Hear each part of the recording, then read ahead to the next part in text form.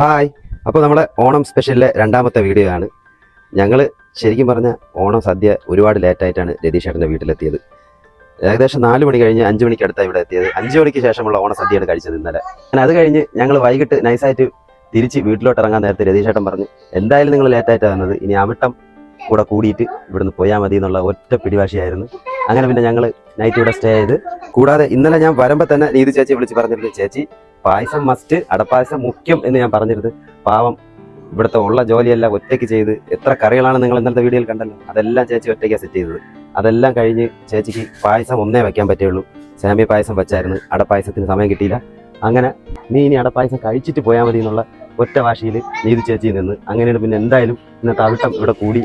അടപ്പായസം എൻ്റെ സ്പെഷ്യലാണ്, അത് കുടിച്ചിട്ട് പോണേ ഉള്ളത് പിന്നെ ഞാനും വിചാരിച്ചു. എന്തായാലും ഇന്നലെ തിരുവോണത്തിൻ്റെ അന്ന് ഞങ്ങൾ ഫുള്ള് വെജിറ്റേറിയൻ ആയിരുന്നു. അതുകൊണ്ട് ഇന്ന് അവിട്ടം നമ്മൾ എന്തായാലും നോൺ വെജ് ആക്കാമെന്ന് വിചാരിച്ച് രാവിലെ തന്നെ കരുനാഗപ്പള്ളി പോയി 4 കിലോ ചിക്കനൊക്കെ മേടിച്ച് വന്നു. അങ്ങനെ ചിക്കൻ്റെ പുറത്താണ് രതീഷേട്ടൻ. ചിക്കൻ എന്ന് കേട്ടാൽ ഒന്നും നോക്കാതെ ചാടി ഇറങ്ങുന്ന രതീഷേട്ടൻ. അങ്ങനെ കുറച്ച് നേരമായി ആശ ആ ചിക്കനിലിരിക്കുന്നു, ഇതുവരെ കയറിയില്ല. പിള്ളേരെ വഴിയായിട്ട് നടക്കുന്ന ഒരു സൈഡിൽ കൂടെ.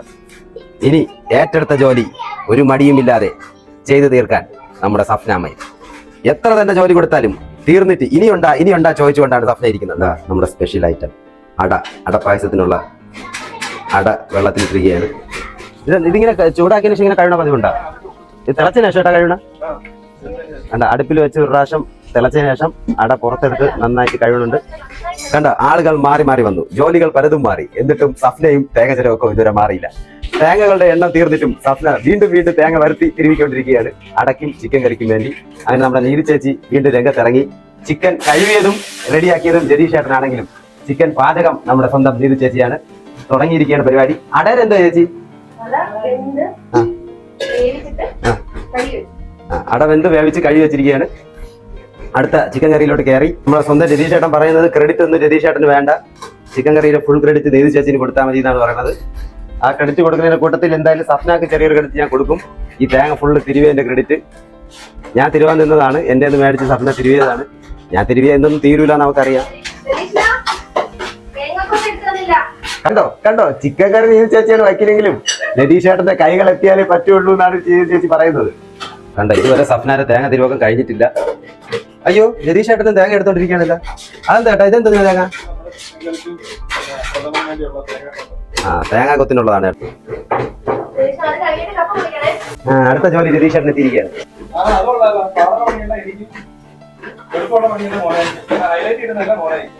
എന്നിട്ട് പേര് ചേച്ചിക്ക് വേണം അല്ലേ? കണ്ട, ഒട്ടും ക്രെഡിറ്റ് ആഗ്രഹിക്കാത്ത 2 പാചകക്കാരെയാണ് നമ്മളിവിടെ കണ്ടോണ്ടിരിക്കുന്നത്. ഇതുവരെ തേങ്ങ തിരുവി തീരാത്ത സപ്ന. എന്താ സപ്ന തേങ്ങ തീരാത്തത്?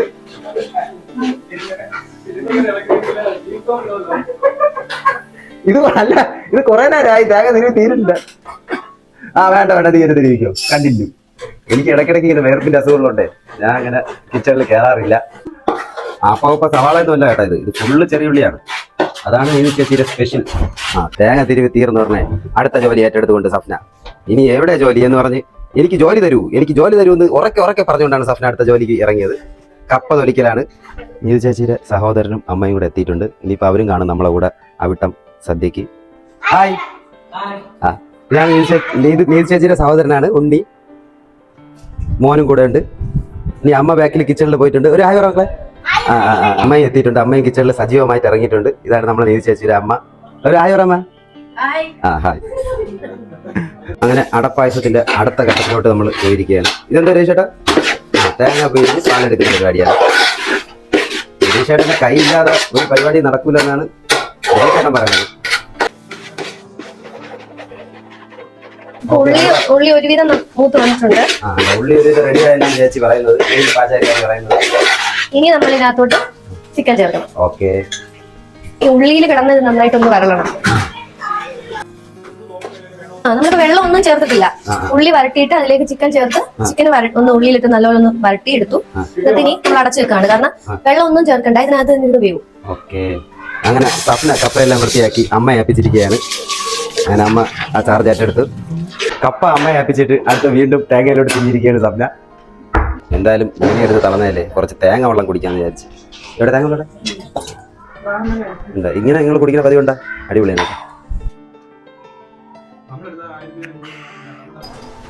ഇതെന്താ ചേച്ചി ഈ വെള്ളം? ഇതല്ലേ, ഇത് നമ്മള് ശർക്കര പാനി കാച്ചിയില്ലായിരുന്നു, അടപ്രഥമന്റെ പ്രധാന സാധനല്ലേ, അത് ശർക്കര പാനി കാച്ച വെച്ചിരിക്കും. ഇതുണ്ടോ ചിക്കൻ വെന്ത് വരുന്നുണ്ട്. ഓ മൈ ഗോഡ്, രതീഷ് ചേട്ടൻ പറയുകയാണ് ചിക്കന്റെ അടുത്ത് പ്രഥമന്റെ അടുത്ത് ചിക്കനിൽ ഇടുമെന്ന് ഡൗട്ട് ഉണ്ട്.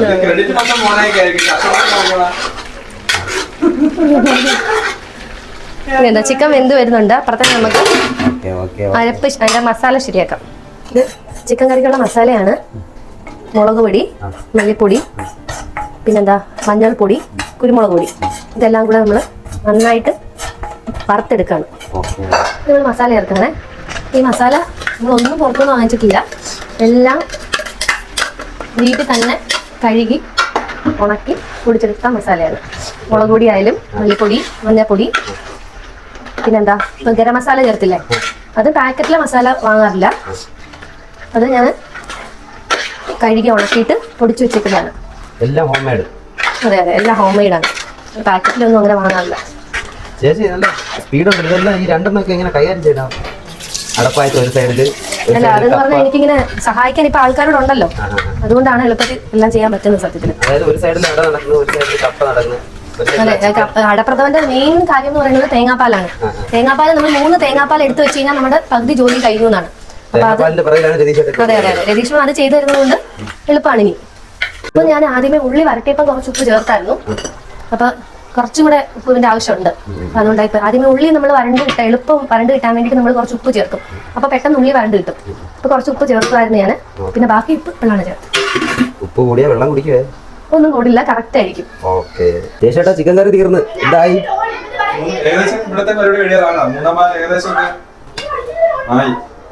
അടപ്രഥമനുള്ള പാല് റെഡി ആയിക്കൊണ്ടിരിക്കുകയാണ്. ചിക്കൻ കറി ഉണ്ട്, ഏകദേശം റെഡിയായി വരുന്നുണ്ട്. നല്ല മണം വരുന്നില്ലേ? അങ്ങനെ ചിക്കന്റെ ഒരു സൈഡിൽ ഒതുക്കിയതിനു ശേഷം ഇത് തേച്ച് പുറത്ത് എന്താ ചെയ്യുന്നുണ്ട് എന്താണെന്ന് ചോദിച്ചു നോക്കാം. ഇതെന്താ വെച്ച് ഈ പാത്രം? ഇത് ഓട്ടുരുളിയാണ്. ഇത് ഇതിനകത്ത് നമുക്ക് അടപ്രഥമൻ ഉണ്ടാക്കാം.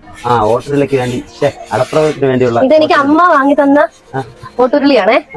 ഇത് ശരിക്കും കല്യാണിയുടെ പ്രായമുള്ള ഉരുളിയാണ്, കാരണം അവളെ പ്രഗ്നന്റ് ആയിട്ടിരുന്നപ്പോഴേ അമ്മ വാങ്ങി തന്നെ. അപ്പൊ ഒരു 10-11 വർഷം പഴക്കമുള്ള ഓട്ടുരുളിയാണ്. അപ്പൊ ഇതിലുണ്ടാക്കുന്ന അടപ്രഥമൻ നല്ല ടേസ്റ്റ് ആയിരിക്കും. നമ്മൾ നെയ്യ് ഒഴിക്കാൻ പോവാണേ. നെയ്യിൽ അടയൊന്ന് നമുക്ക് വരട്ടിയെടുക്കണം. അപ്പം അതുകൊണ്ട് കുറച്ച് നമ്പീശ്വര നെയ്യാണ് നമ്മൾ എടുക്കുന്നത്. നമ്പീശ്വര നെയ്യ് നല്ല നെയ്യാണ്. നമുക്ക് ഇതിനകത്തോട്ട് അട ചേർക്കാൻ പോവാണേ. നെയ്യിലോട്ട് അട ചേർത്ത് കൊടുക്കുകയാണ്. അങ്ങനെ അടപ്പായസത്തിന്റെ മെയിൻ പരിപാടിയിലോട്ട് കയറിയിരിക്കുകയാണ്.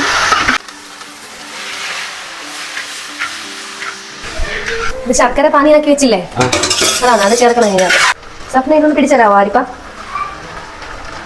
ഇത് മറയൂർ ശർക്കരയാണ്. വലിയ കല്ലും മണ്ണും പൊടിയൊന്നും ഇല്ലാത്ത നല്ല ശർക്കര തന്നെയാണ്. എങ്കിലും നമുക്കൊന്ന് അരിച്ചു തന്നെ ഒഴിക്കാം, ചിലപ്പോൾ എന്തെങ്കിലും പൊടിയോ എന്തെങ്കിലും ഉണ്ടെങ്കിലും. അങ്ങനെ തേങ്ങ പണി മതിയാക്കി അടയിൽ കൈ വെച്ചിരിക്കുകയാണ് സപ്ന. ഇത് രതീഷ്ണ പിരിഞ്ഞു വെച്ച പാലാണ്. ഇതിപ്പം 3-ാം പാല്, ഇത് 2-ാം പാല്, ഇത് 1-ാം പാല്. തേങ്ങാപ്പാലാണ് ഇതിന്റെ മെയിൻ ചേരുവാന്ന് പറയുന്നത്. ഇതുണ്ട്, ഇത് നന്നായിട്ട് തിളച്ച് വരുന്നുണ്ട്. അപ്പം നെയ്യും അടയും ശർക്കരയും കൂടെ നന്നായിട്ട് തിളച്ച് വരുന്നുണ്ടോ. ഇതിനി ഒന്ന് കുറുകി വരണം. കുറുകി വരുന്ന സമയമാകുമ്പോഴാണ് നമ്മൾ പാല് ചേർത്ത് കൊടുക്കുന്നത്. ഇതിപ്പോൾ നമ്മൾ എടുത്തിരിക്കുന്ന അട എന്ന് പറയുന്നത് അരിയടയാണ്. മൈദയുടെ അടയും നമുക്ക് കിട്ടും, ഇത് അരിയടയാണ്. അരിയടയാണ് കുറച്ചുകൂടെ നല്ലത്. ചുവന്ന അടയും കിട്ടും, പക്ഷെ നമ്മൾ വെളുത്ത അരിയടയാണ്. എന്റെയൊക്കെ കുഞ്ഞിലെ ശരിക്കും അച്ഛൻ്റെ അമ്മയൊക്കെ ഈ അട ഉണ്ടാക്കുക ചെയ്യുന്നത്. നമ്മളിതുപോലെ ഇപ്പം നമ്മൾ അട പുറത്തുനിന്ന് വാങ്ങുകയല്ലേ ചെയ്തത്, ഈ അട വീട്ടിൽ ഉണ്ടാക്കുമായിരുന്നു. അത് ഞാൻ കണ്ടിട്ടുള്ളത് പിന്നെ വാഴയിലയിൽ അരി മാവ് ഒഴിച്ച് അട ഉണ്ടാക്കിയെടുക്കുമായിരുന്നു. അപ്പം അങ്ങനെ ഉണ്ടാക്കിയെടുക്കുന്ന അരിയടയ്ക്കൊക്കെ ഇതിനേക്കാളും ഭയങ്കര ടേസ്റ്റുമാണ്. ഇപ്പം ആരും അങ്ങനെയൊന്നും മെനക്കെടാറില്ല, എല്ലാവരും പുറത്തുനിന്ന് വാങ്ങുക ചെയ്യുന്നത്. ആദ്യം നമ്മൾ 3-ാം പാലാണ് ചേർക്കുന്നത്. 3-ാം പാൽ ചേർക്കാൻ പോവാണ്. ഇത് ഒരുവിധം കുറുകി വന്നിട്ടുണ്ട്. അപ്പം 3-ാം പാൽ ഒഴിക്കുവാണേ. നെയ്യിൽ നന്നായിട്ട് അടയും ശർക്കരയും കുറുകി വന്നതിന് ശേഷമാണ് നമ്മൾ പാലൊഴിക്കേണ്ടത്. ഇതിപ്പോൾ 3-ാം പാലാണ് ചേർത്തിരിക്കുന്നത്. ഇനി നമ്മൾ ഇത് ഒരുവിധം ഇത് വന്നിട്ടുണ്ട്, തിളച്ച് വന്നിട്ടില്ലേ. അപ്പം ഇനിയും നമ്മൾ 2-ാം പാല് ചേർക്കാൻ പോവാണേ. പാകമുണ്ട്. നമ്മൾ 3-ാം പാല് ചേർത്ത് ഒന്ന് തിളച്ച് കുറുകി വരുമ്പോഴാണ് നമ്മൾ 2-ാം പാല് ചേർത്ത് കൊടുക്കുന്നത്. ഇപ്പം നമ്മൾ 1-ാം പാല് ചേർക്കുന്നതിന് മുന്നേ തന്നെ നമ്മൾ ഇതിന് നല്ലൊരു മണവും ടേസ്റ്റും കിട്ടാൻ വേണ്ടിയിട്ട് ചുക്കുപൊടി ചുക്കല്ലേ? ചുക്ക് പൊടി എന്ന് പറഞ്ഞാല് ഇഞ്ചി ഉണക്കി കിട്ടുന്ന സാധനമില്ലേ, ചുക്ക്, അത് പൊടിച്ചതാണേ. നല്ലൊരു മണം വരുന്നില്ലേ? ഓ, നല്ല മണം, നല്ല പൊടിയും പറഞ്ഞു. നീ ചേർത്ത് കൊടുക്കേണ്ടത് നമ്മുടെ ജീരകം ഉണ്ടല്ലോ, ജീരകം നല്ല വറുത്തിട്ട് ജീരകത്തിന്റെ പൊടിയാണേ. ഇടേണ്ട അളവ് കൂടെ ഒന്ന് പറയാ. അളവ് ഇപ്പൊ ഞാനൊരു ഒരു 2 സ്പൂണോളം ചേർത്തിട്ടുണ്ട്. ഇപ്പൊ നമ്മൾ 500 ഗ്രാം അടയുടെ 1/2 കിലോ അടയുടെ പ്രഥമനാണ് ഉണ്ടാക്കിയിരിക്കുന്നത്. 1/2 കിലോ അളവിന് എടുത്തിട്ടുണ്ടോ? ഇത്രയും നല്ല ഈ ഉരുളി, നല്ലൊരു ഉരുളി നിറയെ പായസമായില്ലേ. ഇനി നമ്മള് ഏലക്ക പൊടിച്ചതാണേ, ഏലക്ക പൊടി കേട്ടോ. ഏലക്ക പൊടിക്കാനായിട്ട് നമ്മള് അതിന്റെ കൂടെ 1 സ്പൂൺ പഞ്ചസാരയും കൂടെ ചേർത്ത് ഞാൻ പൊടിച്ചത്. അപ്പൊ നന്നായിട്ട് പൊടിഞ്ഞു കിട്ടും. അതെ, അപ്പൊ ഏലക്ക നന്നായിട്ട് പൊടിഞ്ഞു കിട്ടാൻ വേണ്ടിട്ടാ പഞ്ചസാര ചേർത്തത്. ഏലക്ക നന്നായിട്ട് അതെ, ഏലക്ക നന്നായിട്ട് പൊടിഞ്ഞു കിട്ടാൻ വേണ്ടിട്ട് നമ്മള് ചേർത്തതാണ്.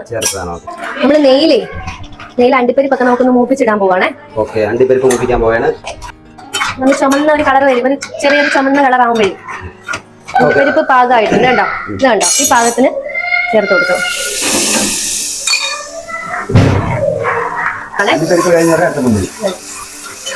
ഞാൻ കഴുകി വെച്ചതായതുകൊണ്ട് ആ ഒരു വെള്ളത്തിന് സാരമില്ല, നമുക്ക് നെയ്യിൽ പൊങ്ങി വരുന്നു. മുളക്കമുന്തിരിങ്ങ പൊങ്ങി വരുന്നുണ്ട്. കണ്ടോ, ചേർത്ത് കൊടുത്തേ. തേങ്ങാക്കൊത്താണ്, ചെറുതായ തേങ്ങാക്കൊത്ത്. ഇതും നല്ല പായസം, നല്ല ടേസ്റ്റ് കിട്ടും ഇത് ചേർത്താല്. നെയ്യിൽ ഇതുകൂടെ ഒന്ന് മൂപ്പിച്ചിട്ട് പിന്നെ തലമണ്ടയോട്ട് എടുത്ത് വെക്കും. ഇനി അത് അവിടെ എവിടെയെങ്കിലും കൊണ്ട് വെക്ക് തേങ്ങാക്കൊത്തൂടെ.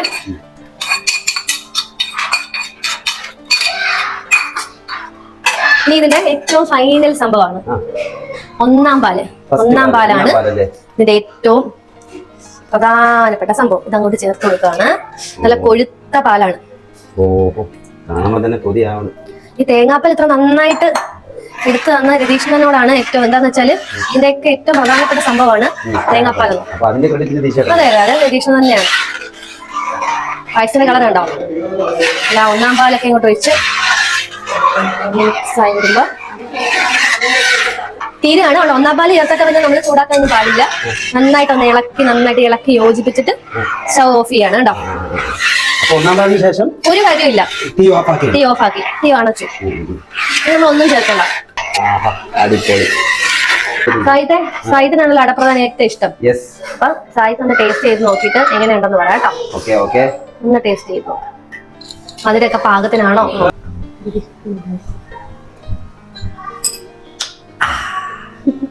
എന്റെ സാറ് 2025 ഞാൻ കുടിച്ച ഏറ്റവും കിടിലാണ് പായസം.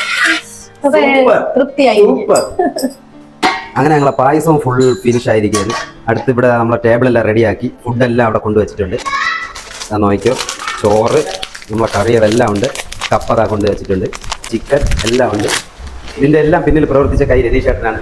പാചകത്തിന്റെ അല്ല കേട്ടോ, ബാക്കിയുള്ള അറേഞ്ച്മെന്റുകൾ. അങ്ങനെ ടേബിളിൽ അത്ര എല്ലാവരും കൂടെ ഇരിക്കാനുള്ള സ്പേസ് ഇല്ലാത്തതുകൊണ്ട് പിള്ളേരെല്ലാം നമ്മൾ ഹാളിൽ സെറ്റ് ചെയ്യാണ്. ഇനി ഞാൻ എൻ്റെതായിട്ടുള്ളൊരു അഭിപ്രായം പറയാം. നിങ്ങൾ ഈ വീഡിയോയിൽ കാണുന്നില്ലേ, ഞങ്ങൾ എന്തോരം സന്തോഷത്തിലാണ്. ആലോചിച്ച് നോക്കിയേ, നമ്മൾ ഇതുപോലത്തെ ആഘോഷങ്ങൾ, ഓണം, പെരുന്നാൾ, ക്രിസ്മസ്, ഇങ്ങനെയുള്ള ആഘോഷങ്ങളിലൊക്കെ നമ്മളെ വീട്ടുകാരെ മാത്രം 1, 2, 3 പേർ തമ്മിലിരുന്ന് കഴിക്കുന്നതിനേക്കാളും എന്തോരം അടിപൊളിയാണ് ഇങ്ങനെ കൂടിയിരുന്ന്, അല്ലെങ്കിൽ നമ്മുടെ കുടുംബക്കാരോടെ ഇരുന്ന്, അല്ലെങ്കിൽ നമ്മുടെ കൂട്ടുകാരോടെ ഇരുന്ന് ഇങ്ങനെ ഫുഡൊക്കെ ഉണ്ടാക്കി കഴിക്കുന്നത് എന്തോരം സന്തോഷം തരുന്നതാണെന്ന് അറിയാമോ. അതുകൊണ്ട് നിങ്ങൾ ഇതുപോലുള്ള ആഘോഷങ്ങളിൽ നിങ്ങൾ അടുത്ത കൂട്ടുകാരെയും കുടുംബക്കാരെയൊക്കെ മാക്സിമം പറ്റുന്ന പോലെയൊക്കെ കൂട്ടത്തോടെ കൂടുന്നത് വല്ലാത്തൊരു ഹാപ്പിയാണ്. സോ ഞങ്ങൾക്ക് ഇങ്ങനെ ഒരു അടിപൊളി 2 ദിവസത്തെ ഓണം സമ്മാനിച്ച രതീഷ് ഏട്ടനും നീതി ചേച്ചിക്കും ഫാമിലിക്കും എൻ്റെ ഹൃദയം നിറഞ്ഞ ഒരു ബിഗ് താങ്ക്സ്. ശരിക്കും പറഞ്ഞാൽ പറഞ്ഞിറങ്ങാൻ പറ്റാത്ത സന്തോഷമുണ്ട്.